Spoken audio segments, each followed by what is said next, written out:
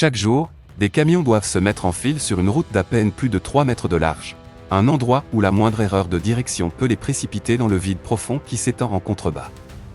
D'un côté se dresse une paroi rocheuse fissurée qui menace de s'effondrer à tout moment, de l'autre, une chute abrupte et glaciale, donnant l'impression que l'ensemble du trajet est suspendu entre la vie et la mort.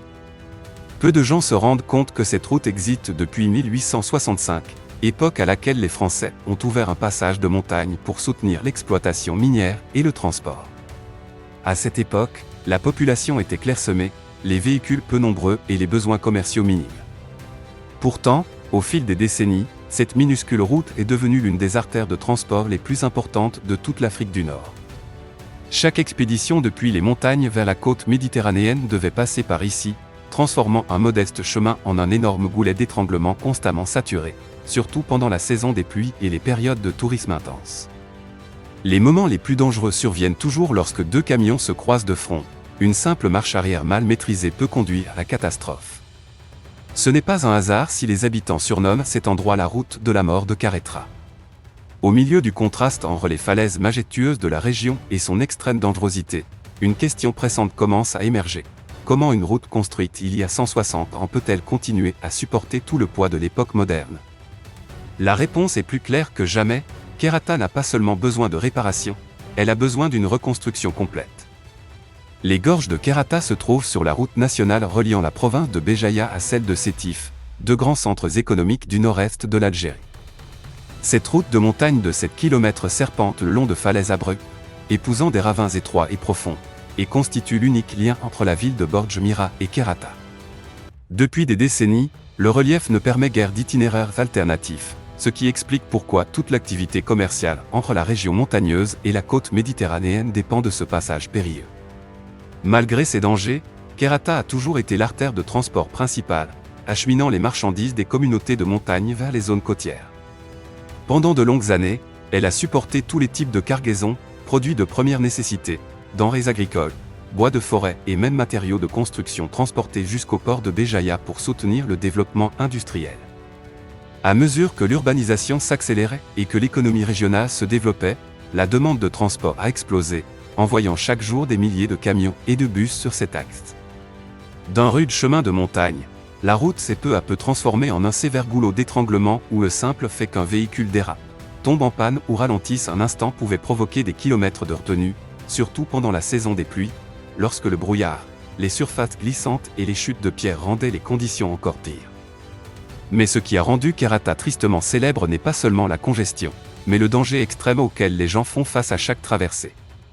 Chaque année, des accidents tragiques surviennent dans ces virages étroits, où la moindre erreur de direction peut envoyer un véhicule plongé dans l'abîme.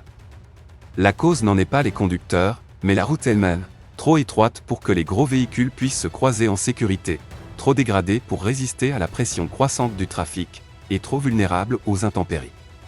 Entre les chutes de pierres, les glissements de terrain et le brouillard qui masquent la visibilité, Karetra est devenu un itinéraire que les habitants du coin doivent parcourir avec une tension et une peur constantes, bien qu'ils en connaissent le moindre virage.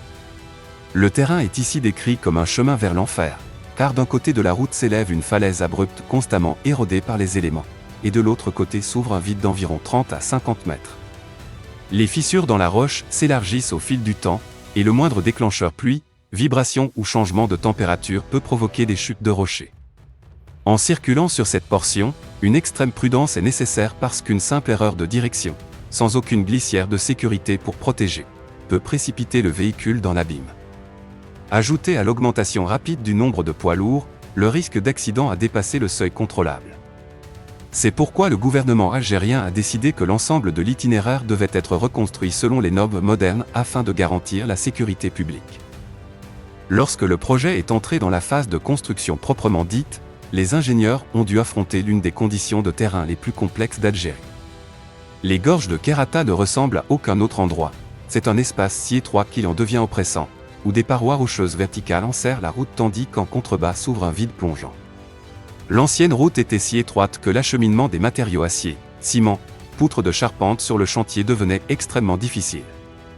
Ce n'était pas seulement un endroit dangereux pour les voyageurs ordinaires, même l'installation d'une seule pelle mécanique posait un problème épineux.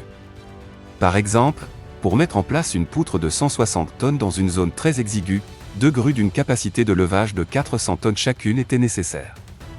Mais la route étant trop étroite, il était impossible de déployer 2 grues. Au final, les ouvriers ont dû faire glisser les poutres sur une plateforme et les installer juste au bord du précipice, suspendues à une unique grue. Positionner une poutre dans un espace à peine plus large qu'un camion exigeait non seulement une précision extrême, mais aussi une sécurité absolue pour les travailleurs. Une seule petite erreur de manœuvre risquait de faire glisser la poutre hors de sa position ou de déstabiliser l'équipement, des situations extrêmement dangereuses sur ce terrain montagneux confiné. Le deuxième grand défi ne se situait pas à la surface de la route, mais dans les profondeurs du sous-sol. La géologie de cette zone est extrêmement complexe, des couches de calcaire dures alternent avec des poches de roches altérées, et de nombreuses fissures s'élargissent au fil du temps, maintenant l'ancienne plateforme dans un état constant d'instabilité, en particulier dans les tronçons accrochés à la montagne. Pendant la construction, les ouvriers ont également dû faire face à des risques permanents de glissement de terrain et de chute de blocs, obligeant chaque opération à être menée avec le plus haut niveau de prudence. En réalisant des études détaillées, les ingénieurs ont découvert que de nombreux points étaient totalement incapables de supporter des charges si l'on élargissait la route par des méthodes traditionnelles. Par conséquent, avant d'installer le moindre élément de structure, ils ont dû renforcer l'ensemble des fondations.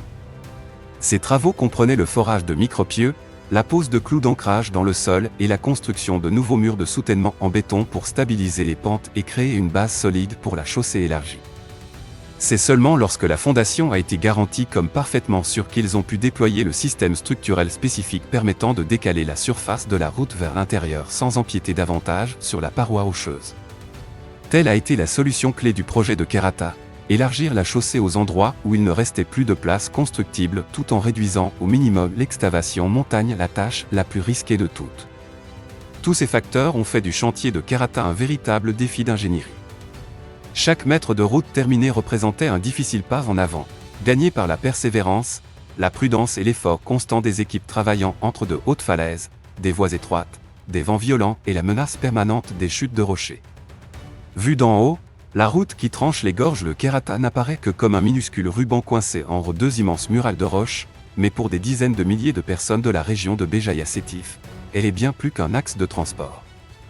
Pendant plus d'un siècle, cette route a été le lien le plus court et le plus indispensable pour acheminer les marchandises entre les montagnes et la côte méditerranéenne. Quand la route est bloquée, une région entière se trouve quasiment coupée du monde. Quand un accident survient, presque toute l'activité économique s'arrête.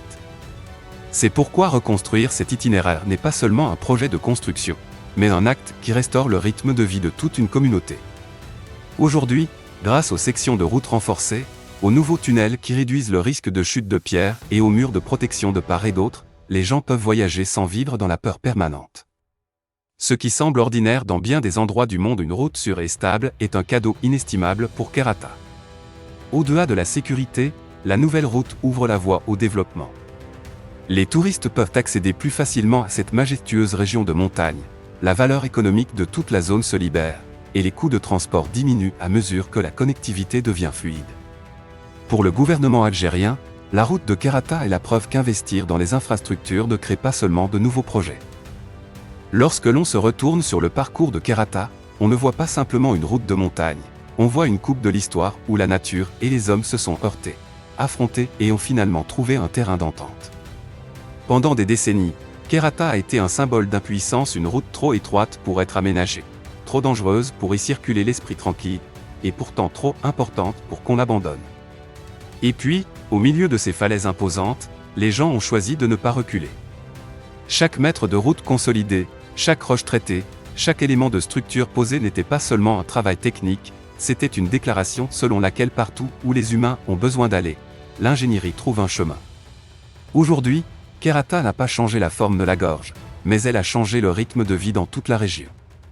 Les camions n'ont plus besoin de s'arrêter par peur du vide, les conducteurs n'ont plus besoin de prier en silence à chaque fois qu'ils passent un virage sans visibilité. Et les familles qui vivent dans ces montagnes, pour la première fois depuis des décennies, peuvent connaître ce que d'autres ont longtemps considéré comme acquis, une route sûre, stable et fiable. Derrière tout cela, il y a l'empreinte de centaines d'ingénieurs et d'ouvriers, des hommes et des femmes qui ont choisi de se tenir là où la nature semblait dire « ne faites rien », et qui, par leur persévérance, ont transformé l'impossible à construire en un témoignage de la capacité humaine, la preuve que même une gorge dangereuse peut devenir un pont vers le développement, vers l'espoir et vers l'avenir.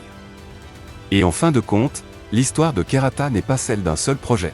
C'est l'histoire de la manière dont des gens ont réécrit le destin de toute une contrée avec rien de plus qu'une route.